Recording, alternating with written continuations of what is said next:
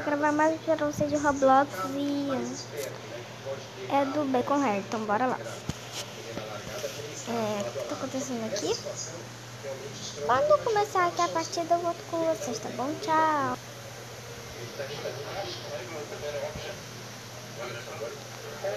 Então, gente, aqui. Abre aí, menino. Não é essa chave dele? Bom, é porque eu tive que entrar em outra partida, porque aquela tava bugada, então. Ah, consigo andar.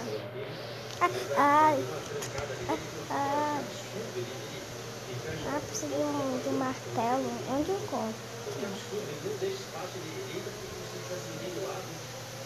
Eu vou dar uma trollada nele.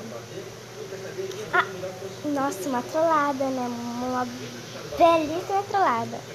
Então vamos para a próxima partidinha. Tchau.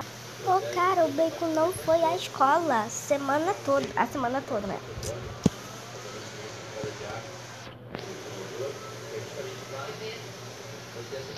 Eu espero que o Bacon esteja bem.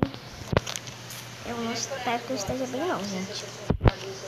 Que esteja malzão. Eu me pergunto, o que som foi esse? Vamos verificar isso. Gente, porque como o meu negócio tá desligado, dá pra ver som. Mas já, a gente mal entrou e Bacon é você?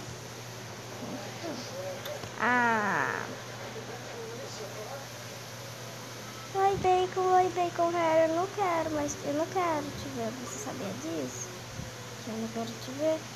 Você sabe, então como você sabe? Porque você não sai daqui. Eu briguei. Gente, você viu? Ui, tem alguma coisa aqui dentro? Não. Tem que ter alguma coisa. O que é isso? Gente, o que é isso? Ai, meu Deus. Eu vou dar uma trollada, né? Tá. Ok, isso sempre tem que acontecer comigo, eu sei. Bom, então... vamos pra outra partida. Ou pra parte 2, vamos pra parte 2, né?